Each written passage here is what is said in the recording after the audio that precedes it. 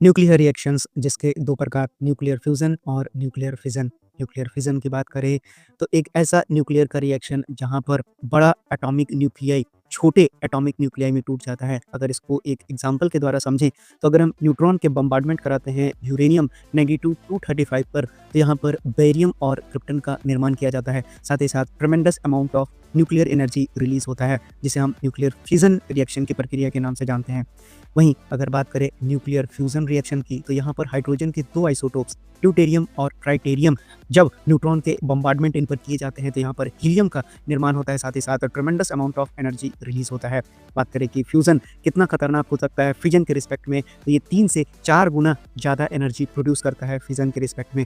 आइए अब जानते हैं estimated number of nuclear warheads को, यानी कौन सा कंट्री कितना न्यूक्लियर वारहेड्स अपने पास रखा हुआ है। तो यहाँ पर सबसे टॉप स्थान में आता है रशिया जिसके पास 5459 न्यूक्लियर वारहेड्स हैं। वहीं अगर यूनाइटेड स्टेट की बात करें तो 5177, चाइना की बात करें तो 600, फ्रांस 290 और भारत की बात करें तो 180 है। अब आइए जानते हैं परमाणु हथियारों के बारे में। तो परमाणु हथियार अब तक बनाए गए सबसे विनाशकारी अमानवीय और अंधाधुंध हथियार हैं। इनसे होने वाली तबाही के पैमाने और इनके अनोखे लगातार फैलने वाले अनुवांशिक रूप से हानिकारक रेडियोथर्मी उत्सर्जन के लिहाज से ये किसी भी अन्य हथियार से अलग हैं। किसी बड़े शहर पर गिराया गया एक भी परमाणु बम लाखों लोगों की जान ले सकता है। दसियों या सैकड़ों परमाणु बमों के इस्तेमाल से वैश्विक जलवायु में उथल-पुथल मच जाएगी और व्यापक अकाल पड़ सकता है।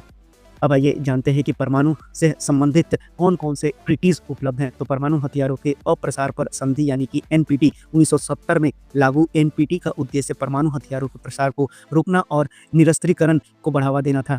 साथ ही शांतिपूर्ण उद्देश्यों के लिए परमाणु ऊर्जा की अनुमति देना है। वहीं परमाणु हथियारों के निषेध पर भी संधि है जिसे हम टीपीएनडब्ल्यू बोलते हैं। 2017 में अपनाई गई और 2021 में लागू हुई यह संधि राज्यों को परमाणु हथियार विकसित करने, परीक्षण करने, उत्पादन करने, प्राप्त करने या रखने से रोकती है। वहीं सीटीबीटी की बात करें तो यद्यपि अभी तक पूरी तरह से लागू नहीं हुआ है, सीटीबीटी सभी परमाणु विस्फोटकों पर प्रतिबंध लगाता है जिसका उद्देश्य नए हथियारों के विकास पर रोक लगाना है। सीटीबीटी के पास परमाणु विस्फोटकों का पता लगाने के लिए एक सत्यापन व्यवस्था भी है। वहीं बात करें वायुमंडल में परमाणु हथियार परीक्षण पर प्रतिबंध लगाने वाली संधि सीमित परीक्षण प्रतिबंध संधि एलटीबीटी के नाम से भी जानी जाने वाली यह 1963 की संधि वायुमंडलीय, बाह्य अंतरिक्ष और पानी के नीचे परमाणु हथियार परीक्षणों पर प्रतिबंध लगाती है। अब आइए जानते हैं रशिया विभिन्न परमाणु संधियों से अलग क्यों हो रहा है। इसका कारण है संयुक्त राज्य अमेरिका और उसके नाटो सहयोगियों के साथ विश्वास का पूर्ण टूटना, गैर अनुपालन के पारस्परिक आरोप, भू राजनीतिक बदलाव और यूक्रेन में चल रहे युद्ध है।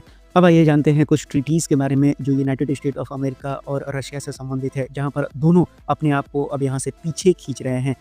उनमें से कुछ प्रमुख ट्रीटियां हैं intermediate range nuclear forces treaty, वहीं न्यू स्टार्ट ट्रीटी से भी रशिया बाहर आ चुका है। और वहीं अगर ओपन स्काइज ट्रीटी की बात करें तो इसको भी यूएसए ने 2020 में विथड्रॉ कर लिया और साथ ही साथ रशिया ने इसे 2022 में विथड्रॉ कर लिया। अब आइए जानते हैं रशिया के कुछ मिसाइल और ड्रोन टेस्ट के बारे में जो उसने 2025 में किया है।